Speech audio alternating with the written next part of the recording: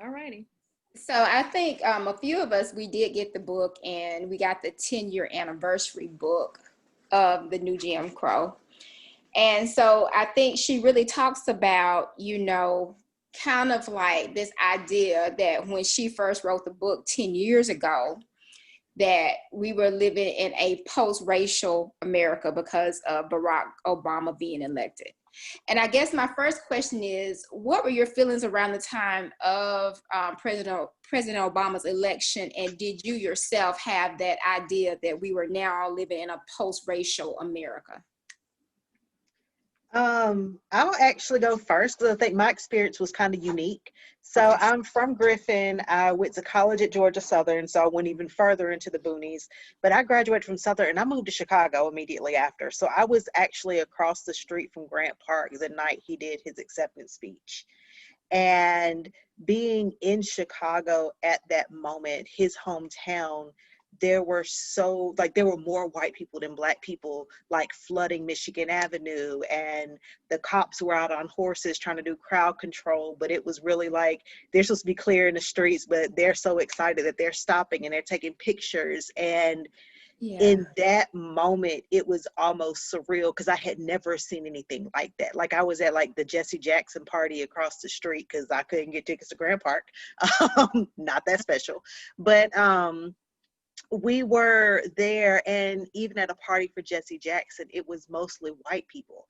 And it was crazy for me to see a black president elected, to be at a party hosted by a black political official, and yet be completely surrounded by white people who were in favor, and walk out into the streets and you got white people with their cars decorated, and they shared the level of exuberance that you saw across the country amongst minorities when he was elected.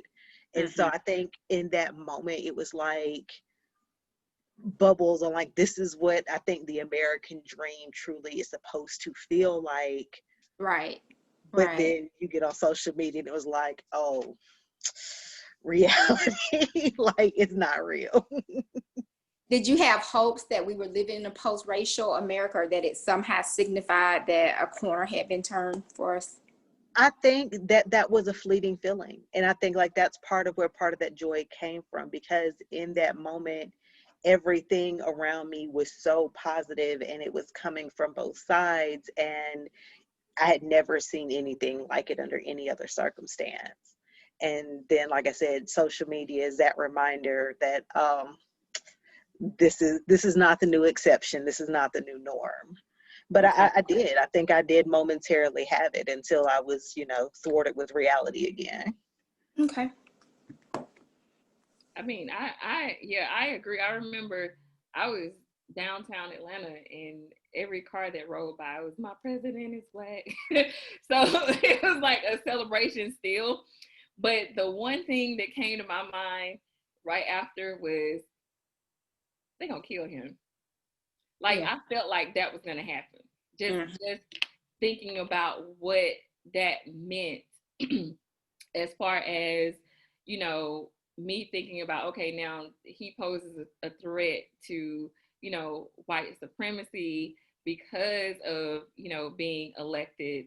I mean, I think we all kind of were hopeful that things were going to change, Mm-hmm. because it's pretty much what his whole campaign was about. But then we were quickly reminded that the more things change, the more they stay the same. And because of that, we ended up with Donald Trump. Exactly. Exactly. DeAndre? Yes, ma'am. Can you repeat the question? Now, I was just saying, like, what were your feelings when President Obama was elected? And did you feel like that was a signal of that we were in a post-racial America? Well, interestingly enough, I was, this is 2008, so I'm going into 2009 when he got elected, and the inauguration, I remember that too. So I'm 16 going on 17 at Spalding High School. I just moved back to Yeah. Griffin. Mm-hmm. And here's what's interesting. To answer your question, I really wasn't that aware of racism or race, but it became clear that year because there's a guy, he and I are classmates, and I think I've only saw him once since we graduated, which as of next year will be 10 years ago. But here's the thing. That day at school, it was almost like a ghost town. Hardly no one was there. And he told me that all his friends said that they were going to stay at home. And sure enough, they did. So I got a chance to see firsthand, wow, man, so this is crazy.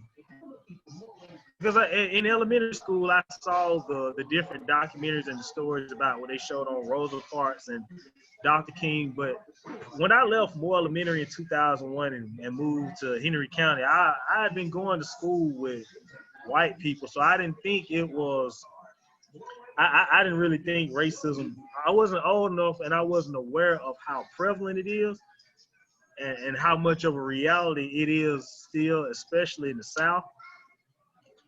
But I found out on that day, interestingly enough. Now, as Yashonda said, I think he would be assassinated, and if I'm not mistaken, someone was attempting to do that. Mm-hmm. Another interesting point is, because I was attending Spalding High, Griffin High, which is a school across town, there was some type of threat made at the school, and it made the newspapers too. Yeah. To answer your question, and I still can't recall what it was, but don't worry about it. I think I answered it. You did. Okay. Jessica, what about you? What do you remember from him being elected? I remember I was at home as usual. So I was excited. My mom was excited. My sister was excited. I left Valdosta that previous fall. So like from August to December, I think I was in school then. Oh wait, I lied. The first time he got elected, I didn't go. Okay, yeah, I remember I was supposed to go. I made my first. That's right. Okay, so yeah, I was going to Valdosta that year because I waited till 2009 spring, but I hadn't gone yet. I don't remember. Oh, yes I do. Okay, sorry. And my friends were already down there in Valdosta, and they were in. That's what it was. Because he got elected, and okay, I was excited. I was excited. I remember I was at home. I called my friends in Valdosta and stuff. Probably a few days later or so, and they were telling me it was like race wars down there. They was like it was not safe. I said, oh. They said a lot of white people were upset. They was like, it was crazy down there. And I was like, I'm glad I kind of waited to go. So I kind of knew it wasn't over, but like, the racial thing. But I was like, hopefully they don't wild out when I get down there. Right. And I remember, like, for me, I do remember like just the feeling of joy. Like you said, you're thinking about, President Obama, he ran on hope and change. So you're just thinking that all those things are going to take place, and maybe it is the signal of a new time. But I also remember, like you said, just the eerie silence. I think DeAndre was talking about that when he went to school, and I know I went to work that day, and you could just the silence between people. And I guess it was a product of living here in the South, of just almost like a death, had taken place. And for them, it was just, such a terrible thing. And yet for African Americans, we were just so elated that this election had occurred, and that, that there was a possibility that things were going to really change. So I do remember that. I was just looking over some of the statistics, about incarceration. On average, it costs about $55,000 a year to incarcerate a prisoner. Right now, there are more African-American males under the control of the criminal justice system than there were actually enslaved. So back in 1850, there are more people, African-American males now, that are incarcerated or enslaved in a new way that were actually enslaved just through the old system. So And thinking about that, was there anything else from the preface that really stood out to anybody looking at where have we come 10 years later after she wrote this book? Was there anything that really stood out to anybody from the preface? Oh yeah. The one thing that stood out when she revisited everything, when she said she was writing, thinking about what was going to happen as far as how the prison industrial complex would become less prevalent than what it was at the time, but she did not prepare for how it has evolved, that she did not see that coming. And I think one of the things that scared me the most that she talked about was the idea of them moving from, the bars and the brick walls to actually surveillance of neighborhoods and monitoring people within their own communities. So then you become a prisoner in your own community, and that's done by putting people on probation and parole. And it really became a thing for me because before I read the book, it was a couple of days before that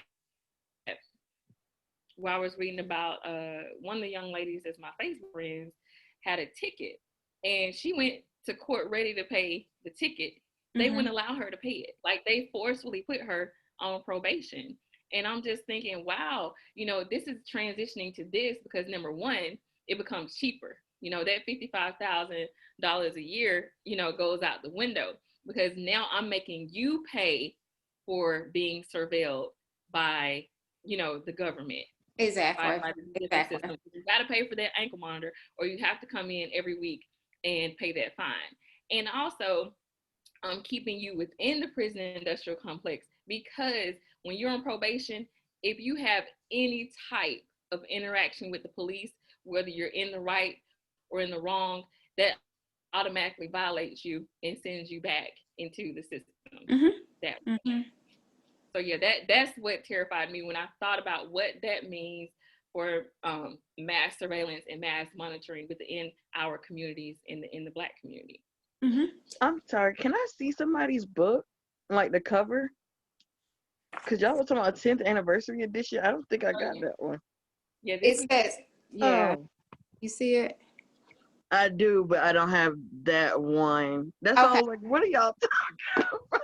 I got you. Yeah, she revisited everything that had happened because this came out around 2010, but she goes as from what has happened since then and what she foresees happening in the future.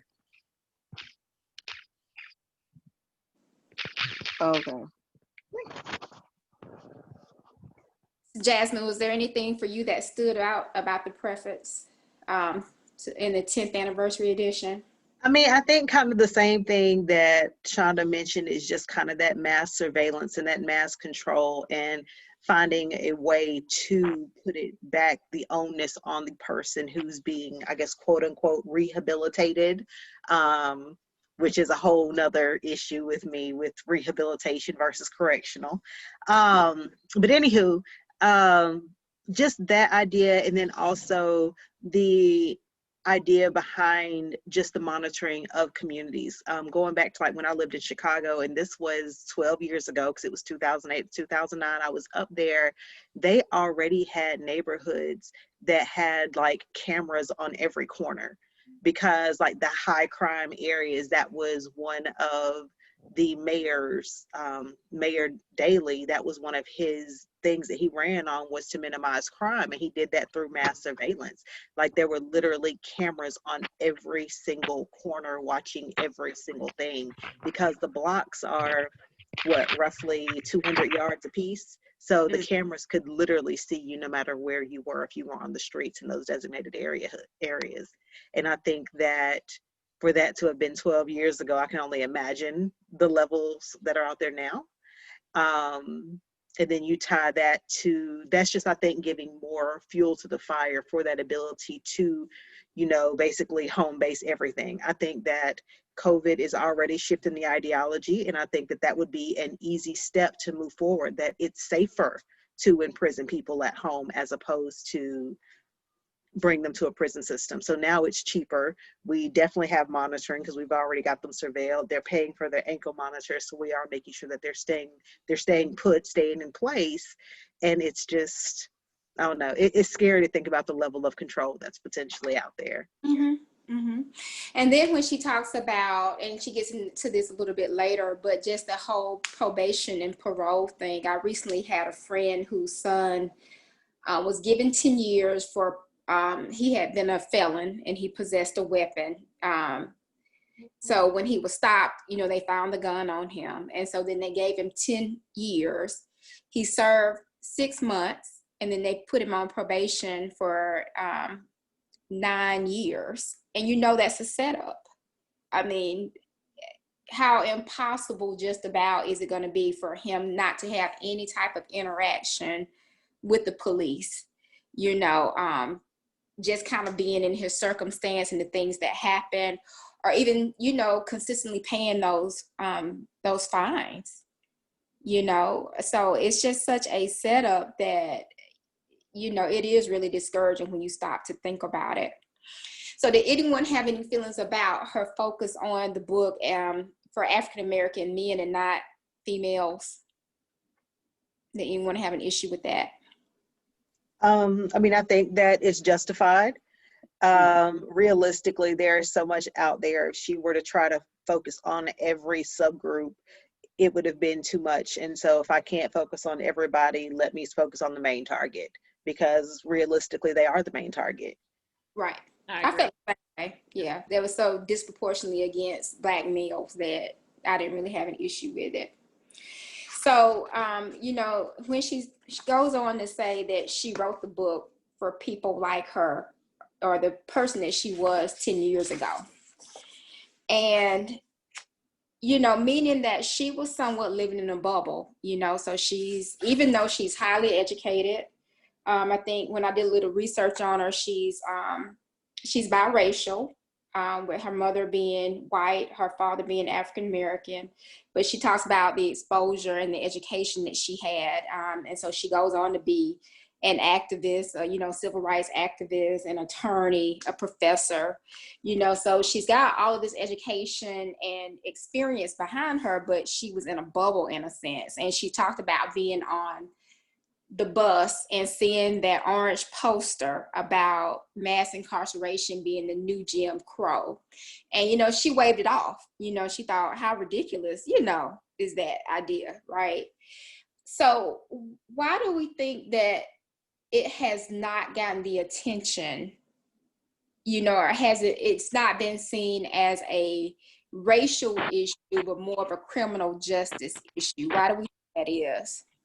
Because of the use of the word criminal, you know, when you're automatically labeled as that. And that's just not, you know, whether you're Black, white, or, you know, Asian or Latino, immediately when you hear that, you think this is somebody who has done something wrong. Right. That maybe they deserve the punishment that they're given. And because, and she talked about how strategically this was used, you know, that fits into your subconscious to the point where you don't think that this is a human rights issue or a civil rights issue, because of the labeling, basically. I also think that she does a really good job of breaking down how that was done. Like she does, and I mean, like literally an excellent job of literally showing the repetition of history, and almost to a point where I'm fearful, because we are in that period of turmoil now. And it is always out of those periods of turmoil that it appears. So the first time the period of turmoil resulted in slavery. Okay, now we have Reconstruction. All right, now let's do another referendum on that period of turmoil. Now we got Jim Crow. So then we go through civil rights, and then here we are in new Jim Crow, and here we are in another period of turmoil 40 years later or 50 years later. And the question is, what's going to come next?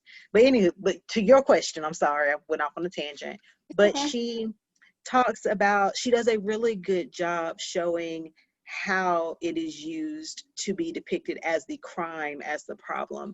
And it even talks about the people who try to rebut it by talking about the statistics and showing the poverty levels and the economic situations and how that directly correlates with the crime rate. But if you focus it on the media, I got to the point where I started double underlining every time I saw the word media, because that's really what's being used, even way back whenever media was just newspapers and people traveling telling the news. Like that it's been sensationalized. And since the time that they were needed to be portrayed as, you know, animals or less than human, the media has been used to perpetuate that message. And they have done such a good job of it that Black people support it. I mean, Black people refer to Clinton as the first Black president. And I've heard it, we've all heard it. But he, you know, is responsible for the mass expansion of this program that has directly affected our community. But because we listen to the ideology of it's the crime and you are in full control, if you were a good person, you wouldn't commit this crime. Not if your family wasn't hungry, not if, you know, your life was in danger, but if you were a good person, you would not commit this crime. Right. So we get to a point where even fellow Blacks are like, hell yeah, we're tired of it. We're tired of our communities, you know, being dangerous. We're tired of this. So let's crack down.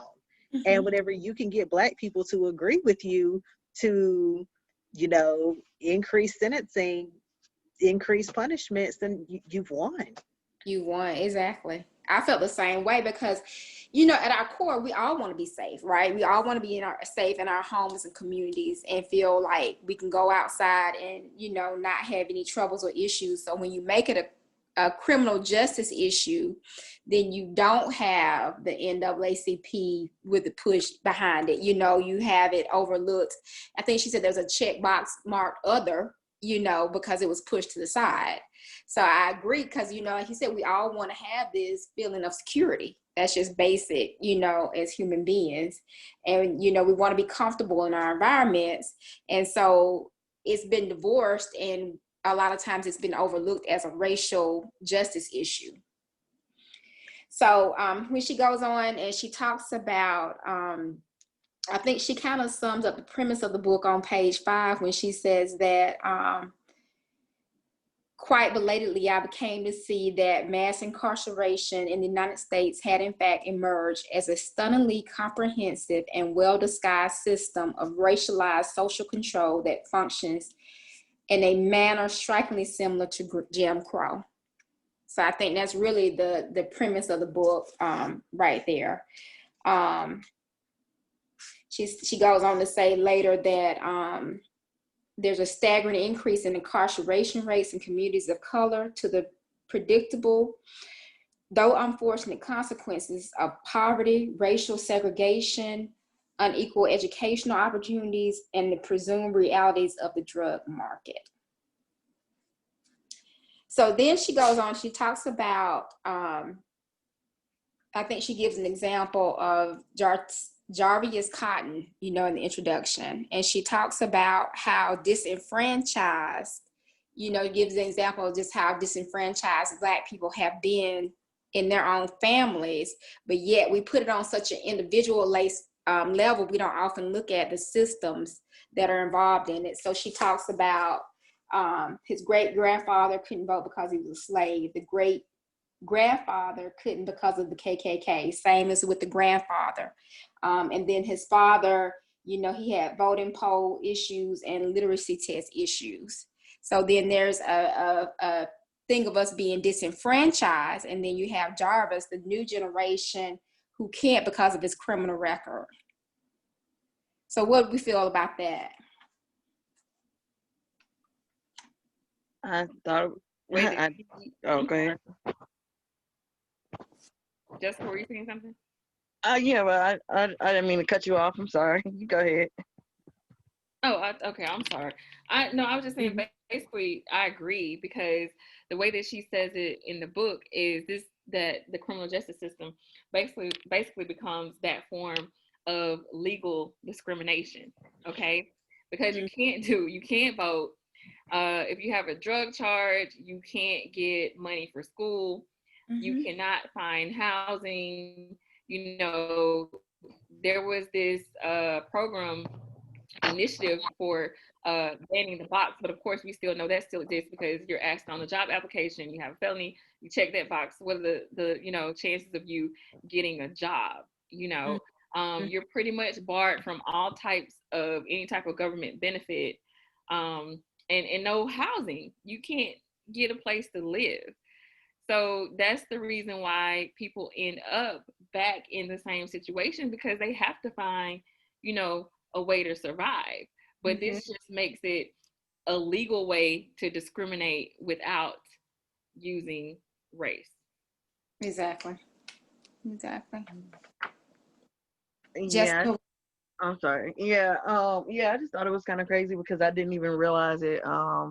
When I saw that sentence, I was reading it like, that's crazy how every single generation had a bar, like to keep them from expressing the quote unquote legal rights they should have. And then I really didn't realize that nowadays, I didn't realize if you had a record you couldn't vote. Like I thought if you had I thought if you were in prison for like hardcore crimes you couldn't vote. But I thought like if you went to jail or maybe you went to prison for like a minor, something that didn't take more than 2 or 3 years or something, I thought you could still vote. But I did not know you could not. And I was like, that's ridiculous when you think about the number of American citizens that are not having a say in their own country. It's crazy. Yeah, I wonder what the thought process by that particular punishment for people. Like once you've served your time, you've gotten out of jail, you've done what the criminal system has said you owe, right? I wonder what the thought process was behind then the disenfranchisement and taking away the vote.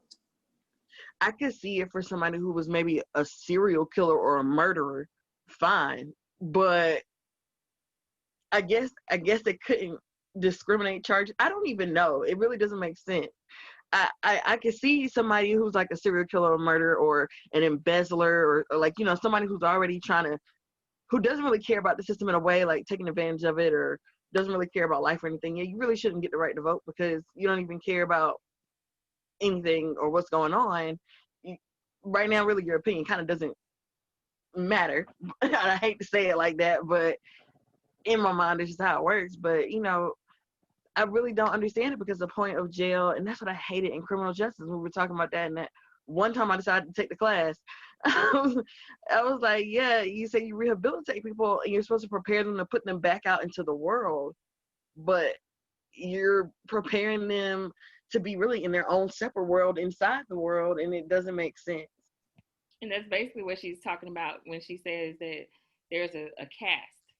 This is a caste, basically, a system, within our society now. And it's interesting to see the difference in comparisons because with my my political science and pre-law degree, I did a lot of studying with comparative politics and looking at other countries, and I still read up on a lot of things now, but just seeing the structure of their criminal justice systems compared to ours and how theirs is centered on rehabilitation. So you actually don't see people who murder people getting life sentences because they think that these people can be rehabilitated and let back into society and become once again become citizens. So I think it's interesting the way that we choose to do it is that you have this scarlet letter on you forever, regardless of if you pay off your fines, regardless of you doing your time, you're still in this particular caste, and it's going to be impossible for you to ever climb out of this hole. So yeah. Well, I think that because I get the reasoning for, I'm going to say I get the reason. I think I can get the justification, but she also traces the political implications of racism throughout time. And I think that by disenfranchising, you are subliminally strengthening your base. Because if I create a law that says these bad people who are likely going to be voting against me anyway, and what my policies say, if I can set up a way so that they can never vote again, then I'm never going to have anyone vote me out. And ultimately, it is about the power and it's about the maintenance of control. So I mean, that's why I think that that was made a part of the punishment, to, you know, have the longevity of that, for that to be like that lifetime prohibition that Jessica said, that they basically decided you are no longer worthy of a say. But I think that more so than not being worthy of a say, it is that safeguard around one less person to go against what my ideology is. So now there's no way I'm losing my power. That does make sense. And I don't know if it's Sandra. I keep wanting to call you Nandi for some reason. I keep thinking that's your name. Your face looks like that to me, so that's why I'm like, sorry. But I don't. If this is the question you were gonna ask later, then please feel free to just shut it down. But I was gonna say, you know, do y'all think that it's actually reasonable? What Kamala said during the debate, that they were gonna get rid of privatized jail, or what, you know what I'm trying to say, privatized. They're gonna stop the privatization of incarceration and free people, you know, with the drug charges and stuff like that, and wipe their record clean. Do you think that's something that can actually happen or will happen? Not anytime soon. They have to have both. I think that I think it will happen based off the conversation we led with, which was we're going to imprison people at home, because now nobody can privatize that. That is all government run and government maintained. And now they can justify pulling money out of the prison system. So we're going to theoretically be saving money, so it's more economical. So I think that it could be on a table. So I think that COVID is changing the way the world is looking at everything, because we are safer at home, and that is being applied across the board. Like they were talking the other day that Google has already basically pre-terminated its leases and has all of its employees potentially returning back in 2021, like the end of 2021 at this point. But I think that the prison system is going to be similar. And I think that that's how it's going to end up being released, and that they will, in essence, be able to say that we stood our ground and we are closing private prisons, and it is being more government run. But I don't necessarily think that it's going to change the effect. Right. You have to look at who's gonna lobby. When you look at it and they say stuff like that, you have to look at who's lobbying the hardest for these types of things. Where is this money coming from? Who's having the most closed door meetings about these different initiatives? And then you will know what the actual overall objective is and what their true intentions are. So yeah. Side note to that, there is a documentary, I think it was through HBO, called Clearing the Swamp, in which a journalist follows a Republican, I don't remember if he's a congressman or a senator. I think he's a congressman though. But it literally follows him and his day to day, and they go through like basically how everybody gets their position is not based off of qualifications or skill sets, but it's based off of how much money you can raise. So it doesn't matter what your beliefs are, how intelligent we think you are. If you've got the gift of gab and you can get enough money in here, then you can be in charge of this committee. Oh yeah. That's I mean, my time that I spent working at the state capitol, that's it. They don't care about any of that other stuff aside from the money. Like that is totally true. Totally That's true. sad. I mean, because you think people actually care about you and want to do the right thing. So really everybody's out for I can't see. Well, maybe I don't know. I'm kind Now, of gullible. don't get me wrong. There are some lobbying institutions that do have a heart for real change and civil and human rights and being advocates, you know, for the lesser of those. But they are few and far in between. I will say that they are. What do we think about her use of the word caste system in referring to, you know, racism in America? Because, you know, like we talked about in previous books, America is seen as this place where if you do enough hard work, you can achieve and do anything, right? You can move from, you know, one condition, one socioeconomic condition to another, and there are no limits on you. But she puts out the idea of there being a caste system. And the one personal contact I've had with the caste system was I had an opportunity to visit India last year.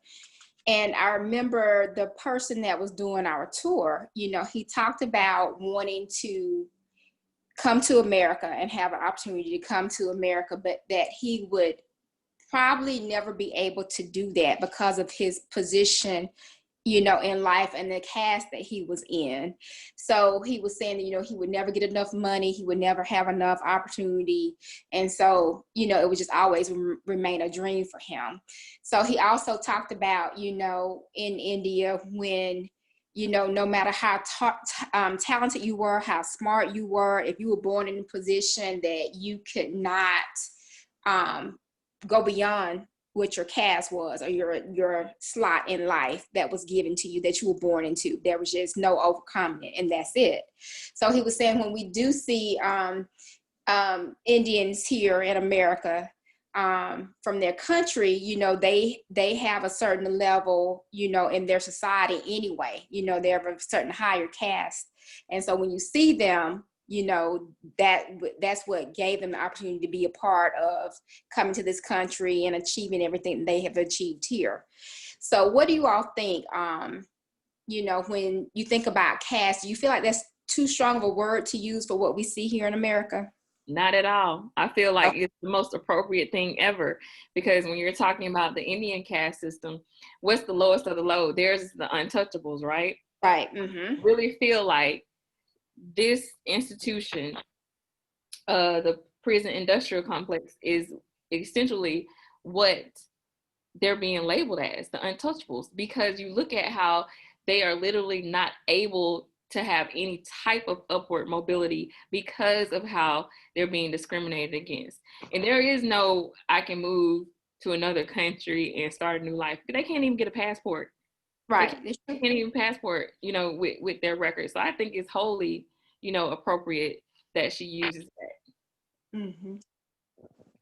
I think it might be a bit strong, but only in some cases. Because when I think of the Indian caste system, I feel like you literally can't move out of it. Like what you are born into is what you are born into, and that is it. With this, it's like you have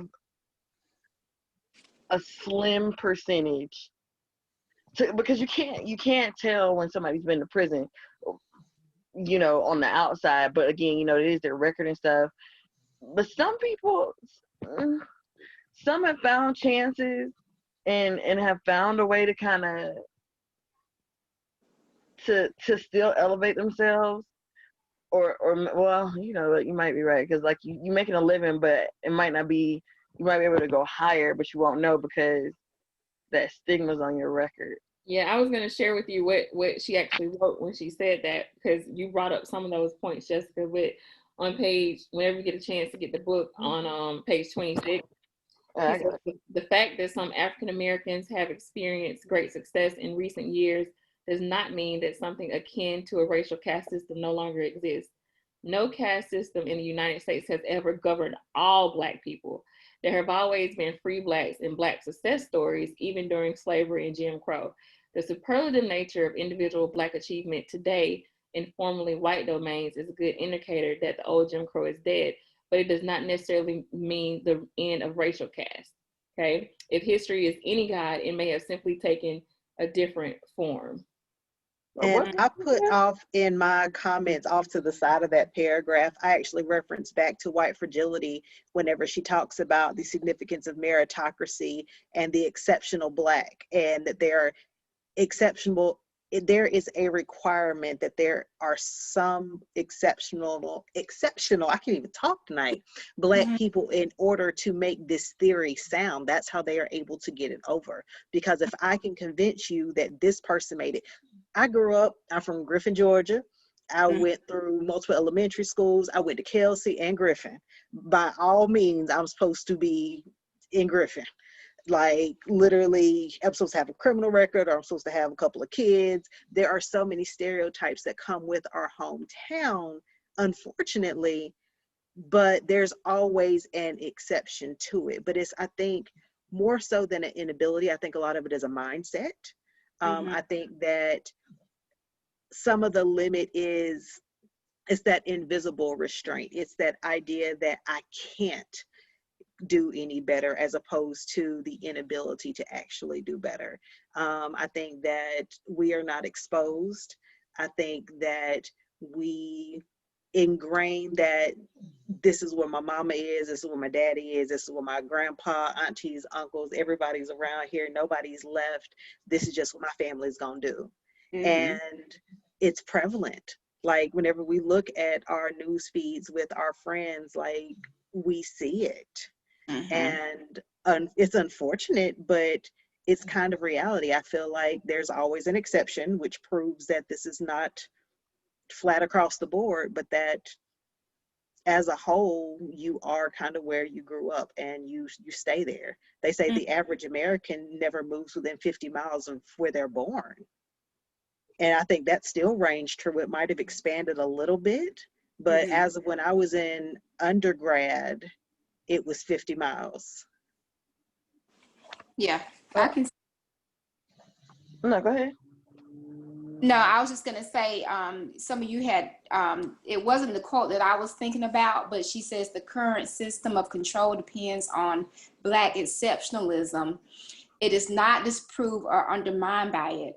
Others may wonder how a racial caste system could exist when most Americans of all colors oppose racial discrimination and endorse color blindness. Yet, as we see in the pages that follow, racial caste systems do not require racial hostility or overt bigotry to thrive. They only need racial indifference. What page are y'all saying this is on? This was on page 17 in the introduction. Yeah, this is pretty much, we're still in the introduction of the book. Yeah, the one I read from was 26. Yeah. But just going back to the idea, like you said, that there has to be an exception, even with President Obama, you know, that he was the exception. And so you have to have someone to point to, you know, but it doesn't mean that there aren't still, you know, major changes that need to be made. So what about you, DeAndre? Do you think like the whole idea of a caste system here in America, do you think that that's too strong of a term to use? I don't think it's too strong of a term to use, because, as you said about what happens, and then I don't think it is, but I do think there are exceptions to the rule. I think there are people who are fortunate enough, through utilizing their gifts, through discovering their purpose, through finding something they're good at and love to do and focusing on it. But not only that, being wise enough and strong enough to get outside of those circles that can keep them where they are, so that they can expand further. But for the most part, if we're talking about most people that look like us on average, there is. And it's part of it is because of their mentality and the people they're around. But the other part of it is because of because you come from a family of people that were in the system, and now you follow behind them. Now you get into that, and now you get into that same system as well. And here's what we have to understand: that's exactly what the system was designed for. You mentioned something earlier about an individual who got locked up, and as a result of getting locked up, well, at least you referenced the book, he wasn't able to vote. But you have to understand that after the civil rights, and after the 1965 Civil Rights Act, and which was headed into integration, that was, I believe, one of the goals of integration was to, although we're going to the same school, you can come and spend your money with us. We're still going to be in control of we're going to be in control, be in the power positions that govern and dictate the decisions that make this country go forward. And I think because of that, they came up with these laws I think that's what the goal was for the creation of the criminal justice system, which was why Jim Crow came into place in the first place. And I think the reason why other things that followed that happened as well. So there is no accident that happened. Right. But to answer your question, yes, there is. And because it's been created that way, and because a lot of the time, like the young lady said, using the word media, because of the role the media plays, and you said something earlier about why aren't certain things being mentioned. It's just because I just think it's because of the way that the government and the U.S. period that it's just some code that I don't know. It's just the way that they operate. Okay. Yeah. I had a question about the war on drugs. Has anyone done a lot of study or, on the war on drugs, and drugs being introduced into the Black community? Because she referenced the fact that the war on drugs was actually introduced by Reagan in 1982, but there was no real attention given to crack as being this, blight on what they call the ghettos until about 1985. So what do you think that was? Is that, Gotcha. the idea was put out there in 82, but then the whole media attention around crack didn't come into being until 3 years later. I mean, I haven't done extensive research, but she talks about the evidence that the CIA was doing work in Nicaragua, and because they were trying to do something bigger, they were ignoring the fact that they were bringing crack into Black neighborhoods, and it was just kind of disregarded and ignored. But I think that everything is strategic. Like, I'm kind of with DeAndre, is in, like, there's always a bigger purpose and there's always a greater intent. And I think by dropping that bug, now whenever I implement it, full steam ahead, you can't say that it's because of this one thing, because, oh no, we started doing this years ago. It's just great that we already had it in place whenever all of a sudden, crack hits Black communities and now we need to lock everybody up. Lucky us, we already had a plan, because that's what a good administration we are. I think that there's a lot more manipulation. Look, while Shonda talking about making sure we don't say nothing to get recorded, I think there's a lot more manipulation that goes on than what we are privy to. Sandra, if I can I was trying to find in the book where when you're talking about the war on drugs, and she actually talks about it in when she starts talking about the research, was that it was directly connected to, of course, it started in 82, but in 85 is really when it came across, because that's when the CIA was funding the Nicaraguan, guerrilla armies, and they were actually pushing the United States. And it was basically being funded by the United States government, but the timing was very suspicious, because they had said that, it was a war on drugs in 82, but nothing happened then. But all of a sudden in armies in Nicaragua is when it actually became prevalent. Right. You all may know, you all probably aware of this, but there is a documentary, 13th Amendment, that you all should check out on Netflix if you haven't saw it already. Yeah, Ava DuVernay. Huh? Ava DuVernay actually made it. The Okay. one who did, yeah. Yeah, and it talks that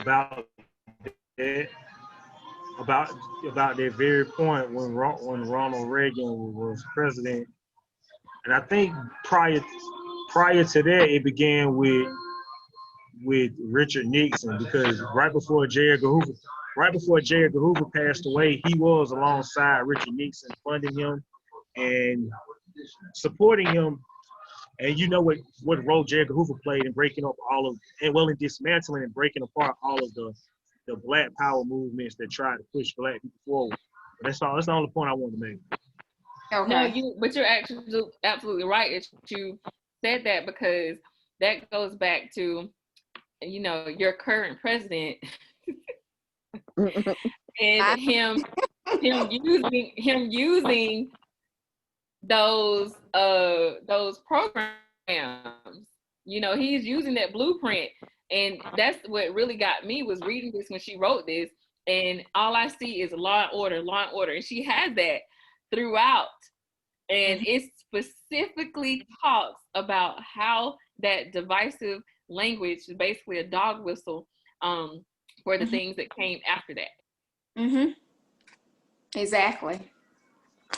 So then when she moves to like chapter 1, she's really talking about, it's a history lesson basically, right? So chapter 1 is really just a history lesson, and it talks about kind of the birth of racism in the country, and the idea that racism, what I got out of it, and somebody else may have gotten something else out of it, was like there was an economic need for cheap labor.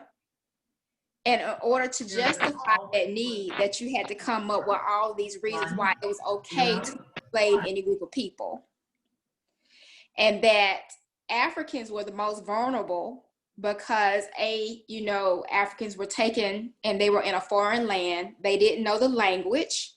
They didn't know the terrain, and so they were not in a position to fight back.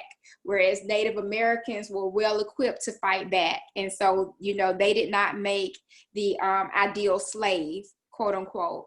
Then she talked about, immigrants, white immigrants. There weren't a lot of European immigrants in the country. Plus, you wanted to encourage them to continue to come over to this new country, to America. So you didn't want to enslave them. And so that's how Africans were chosen, right? So it's almost, so typically we think of, like you said, what comes first, the chicken or the egg? And she's actually saying there was an economic need that then produced racism. Did anyone else get that same idea out of the reading? I definitely did. And I actually did like a little flow chart tracking it, because I don't think that there was anything that was just groundbreaking and new that she presented, but she showed a different way of thinking about it. Because, we're told our entire lives, Africans were slaves, but it was because, their people were willing to sell them off and send them to America and blah, blah, blah. And I think like pinpointing why it was actually the African slaves and not the West Indian Blacks who were, kind of privy to European culture. And it was just, I don't know. This is definitely my favorite book we've read so far, in case y'all can't tell. I'm trying to shut up. I am. No, you don't have to. That's what we're here for. But it makes a lot of sense. Like you said, it wasn't groundbreaking, but it was just like, that makes a lot of sense. That you would want you would want a very vulnerable population. You wouldn't want a group that was really familiar with Europeans that could read, because then that's dangerous, speak the language, that's dangerous, know the terrain, that's dangerous. And so, tag, we're it, basically. So I just thought it was really interesting, how she makes that connection and talks about the birth of slavery. And then she goes on to talk about, the death of slavery, right? And how, you have the end of the Civil War and the idea that slavery, was coming to an end. But then whenever, I think what she puts out is that whenever there's a disruption in the equilibrium, that white Americans have fought to really kind of regain that equilibrium in a sense. And then that's when you go and you develop the things like the Jim Crow laws. Does anybody else kind of feel like that there's a fight? And then what I took it on is, like you said, it just looked like today's era, and what you see going on today is like, it's such a strong, like she said, the more things change, the more they stay the same. And so you almost see the same level of desperation and fight going on right now with 45 and the people that support him. Is this desperation to regain a sense of control and superiority. And I think in page 33, she almost says too, white supremacy over time became a religion of sorts. And I thought that was really powerful, because we're always saying, I always hear Black people say this, so-and-so says they're a Christian, so-and-so says they have this particular belief, but they're not acting on it. So when you say that white supremacy in a way is its own religion, that's a really powerful statement, that it's almost just as compelling for some people, as these other Christian ideals. Yeah, I actually highlighted that too. So we were thinking of that in the same way, and she was saying that deep faith just not only justified an economic and political system in which these plantation owners acquired land and great wealth, but through brutality, torture, and coercion of other human beings, it also endured, like most articles of faith, long after the historical circumstances that gave rise to the religion passed away. So I do think, like you said, that was very powerful. And it also made me think, because it was on a page before that, and I never thought about this before, and it's all of my studying, and being a political scientist, but it goes back to when we were talking about, the election and stuff, and looking at how the Electoral College was specifically developed through white supremacy, because it was specifically developed with the interest of the slaveholders in mind, determining their proportional representation in Congress. And that's on page 32. So I was like, this is one of those situations where it's like mind blown that these types of things are still allowed to exist in this day and age. And we just, if you don't know, you don't know. Right. Like it's crazy. And that's like what we were talking about, at the very beginning too, where first of all, shout out to Black folks for always coming back, because it literally talks about how like they brought over here, made them slaves. All right, we finna be free.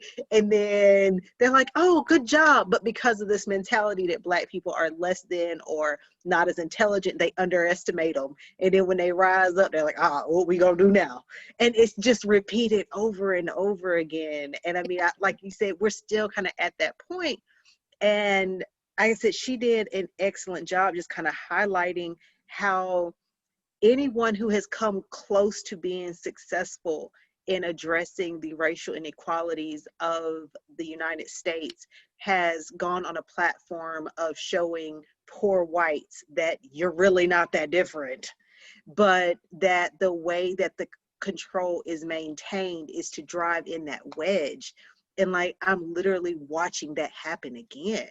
Like, whenever you look at white people who are considered liberal and open-minded and progressive, they are typically your middle class educated.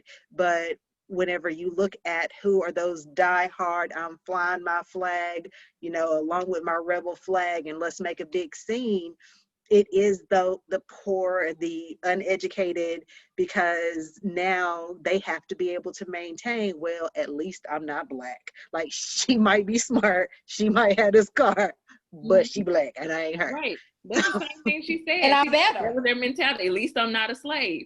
I might not have anything but dirt, but at least I'm not a slave. That's basically the mentality. And I'm better. Right. She calls it the racial bribe. And so that was what another question I was going to ask. How do we see that being played out now? And I think you already talked about it, though, you know, how it's being played out in today's culture. You know, you still get that racial, those undertones, the coded language that she talks about later, you know, that they pick up on, you know, and that, now, I mean, who was it? The governor that was almost they uncovered the whole kidnapping, you know, plot. Just every week is something new, you know.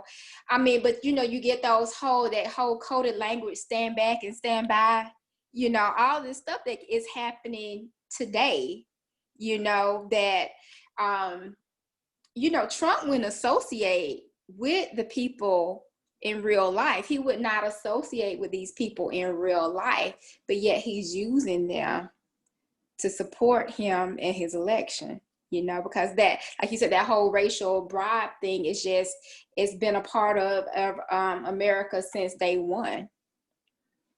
Yeah.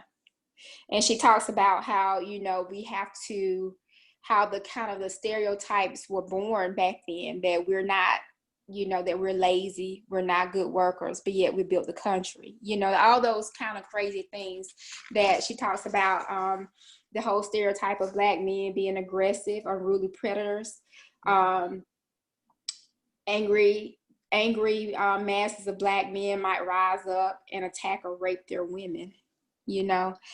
So that's what I was just wondering, what parallels do we see between the books that we've read before and this book so far? I think it's a lot of the same. You know, we were talking about that earlier before we got started, but it was, you know, even when we were talking about white fragility, it was getting inside the mind of how these decisions, you know, come about, and then seeing it manifest through things like this. And even going back to Breaking the Curse of Willie Lynch, and how the strategy was, because everything was very strategic, so much so that we see the strategy in the new Jim Crow for how these things, they don't go away, but they just continue to evolve. Anybody else? Any parallel?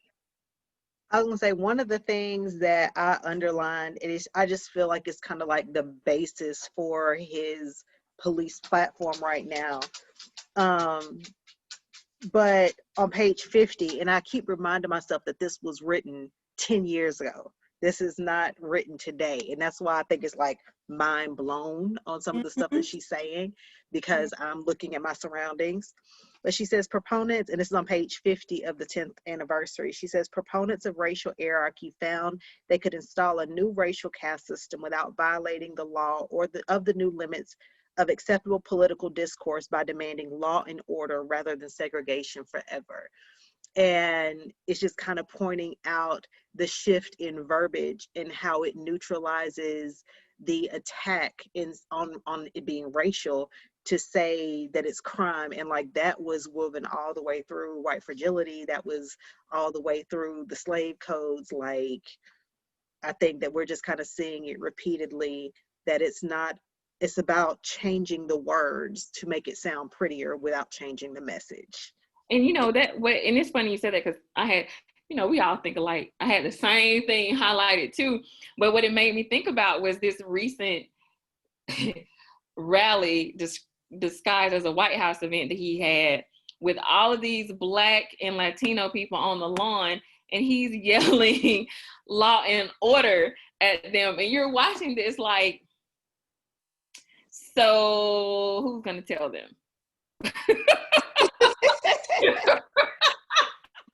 Right. Like, sorry to interrupt. I was trying to find a little segue. I had to jump off, but I will see y'all next week. Okay. Right. But you really hate to see it, because it's like, you know, have no idea what's coming. You know, it's very sad. And like I said, it just is terrifying that she literally wrote about this throughout the book, and it's just manifest as the same blueprint that's being used. I think even more so. And I think that's when she came back and read the update for the 10-year anniversary. I think probably even she's amazed at how it's more relevant today than it was when she first wrote it. Right. You know, like you said, because these cycles just continue to come back again. And I think, you know, could she have seen, or would we have seen a Donald Trump being elected after, you know, President Obama? You know, or it regressing to the level that it is now? You know, it's funny you say that because he said it. He when Who said Michelle Obama went in that? on him, Donald Trump said, "I'm in office because of your husband," and it's true. Like the day Barack Obama got elected, they spent those whole 8 years plotting of what they were going to do going Right. forward. Basically, that's basically what happened. I Yeah. think that life, nature, politics is always seeking out a level of homeostasis. Yeah. And realistically, it is a pendulum. And we made so much progression. Yay, we got a Black president, that it turned into, oh, hell no, that ain't happening again. And so, and I think that hopefully we start to see less extreme so we can get back a little bit moderate in there, you know. But I think that until we reach a point where we can find that level of moderation, it's going to continue swinging to the extremes. Yeah. Yeah.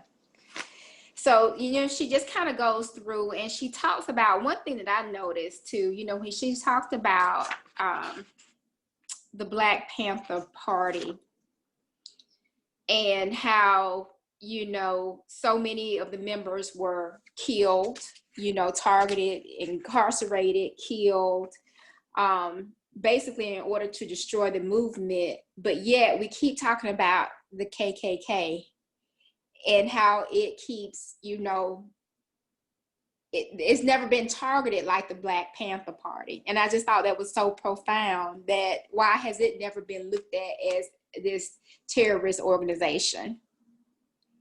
But yet when we have, you know, an African American organization that, you know, is not about putting down one particular a race, it's just about an empowerment of African Americans that is targeted, they're incarcerated, they're killed.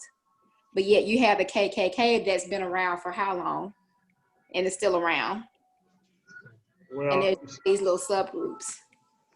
I was gonna say the year after slavery ended was when they formed in 1866. Okay. But to answer your to give feedback, I'm not just because you didn't answer the question.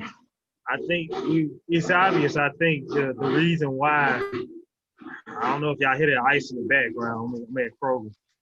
But anyway, to answer your question, the reason why the Black Panther Party was dismantled and other Black power movements and not the KKK is because it's obvious the people that were targeting them had affiliations with the KKK and other white supremacist groups. And white supremacy wants to maintain its power and its dominance and keep the Black race.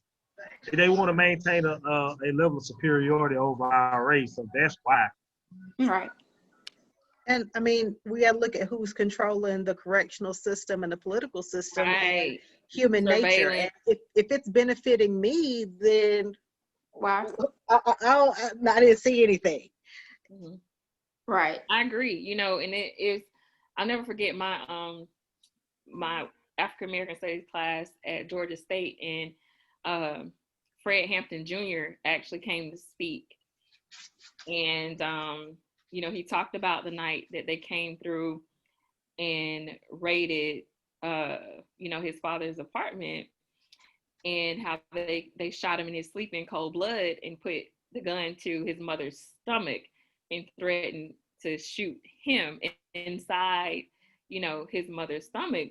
And when you think about the total disregard for any type of human life in that manner, and the way they were so set on destroying the party, is because they felt threatened, because of how well organized they were and how easily they were able to get membership to the party. Because if you'll look, even if we're talking about the Nation of Islam, you know, the level that the Black Panther Party was targeted for their leaders to be completely wiped out or incarcerated on trumped up, you know, charges, you didn't see that that type of organization put against something like this movement. So yeah, I think it goes without saying that they wanted to make sure it was eradicated because they felt that threat, the highest level of being threatened coming from how in doing the work. Right. Also, and before you move forward, also this does go back to where it all begins. It goes back to economics. So if I have people that are trying to work in, if if you all if you all are perceived to me as an economic threat, if I'm not able to maintain my superior dominance over you, and it's really about economics, because as you mentioned, if it costs $55,000 to house an inmate or prisoner, and we own most of the prisons, that's a revenue for us. You have to understand, America has leveraged blacks in this country to build wealth off our backs. Any millionaire, anybody that's built wealth of any kind will tell you that one of the keys to wealth building is through leverage. If you want to get rich, you got to find something or someone to leverage. That's primarily what it's about. If you are disrupting that, which is why what happened to Black Wall Street also what happened to them. If you are disrupting that, you are a problem. Because it's something that David Banner said, is that one of the two things that white supremacy fears is loss of finances. If people aren't going to jail, if you have the audacity, if you know because they knew their right to bear arms, that's why they was heavily armed. If you know your right to bear arms, if you're able to stand up to law enforcement or whoever the people that are terrorizing and dismantling the community because they're doing it for an economic purpose, that is one of those things that interfere or it causes a disconnection from the economic profitability that America is seeking. And that is when it becomes a problem. Right. Right. I can agree to that. So she goes on to, she really does, like you said, a great job of just kind of breaking down a lot of the policies, kind of the forming of the new conservative party versus the liberal party, how a lot of members were lost to the conservative party because of this new call for law and order, right? Because there's, like you said, it becomes like a dog whistle, something that everyone can rally behind. But then she talks about how even it goes now against, it crosses party lines. And she talks about Bill Clinton specifically, and how he was so eager to show that he was tough on crime, that he enacted some of the most, stringent criminal justice reform, the 3 strikes and you're out law. And he put so many things in place, but yet he's still kind of seen as this, like you said, the first Black president, all these things that we typically call Bill Clinton.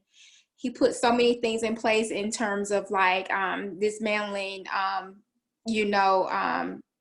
TANF, or what we call, traditionally welfare. He put so many things in place where you could only receive it for 5 years. And this whole idea of, he kind of reinforced this idea of like the welfare queen, the crack addict, all these things that are typically just kind of associated with Black people. So what do we feel about that legacy after reading? I mean, we probably already knew this stuff, so it wasn't anything groundbreaking, but what do we feel about, how do we reconcile, the things that he actually did, when in fact, in our larger culture, he's still seen as the first Black president and gets so much attention for being friendly towards African Americans. I'm just trying to still figure out why people refer to him as that. Just because he can play the saxophone? I hate it. Yeah. I hate it. I hate it. I was still confused about why, or because he got sloppy toppy in the Oval Office. Like, why do people refer to him? Because he smoked weed. I mean, you know, these right. things, like, right. I'm still trying to understand. You know, y'all overlook all these other stuff because these three other things. So yeah, I believe that in a lot of ways, because of what he did, he feels very guilty about, which is essentially why he had set up his policy school and program to help find ways to roll those things back. And I think as him and his wife both felt very guilty about the things that perpetuated behind those initiatives that they introduced, and later on that they were trying to remedy those situations. I feel the same way about, you know, Joe Biden.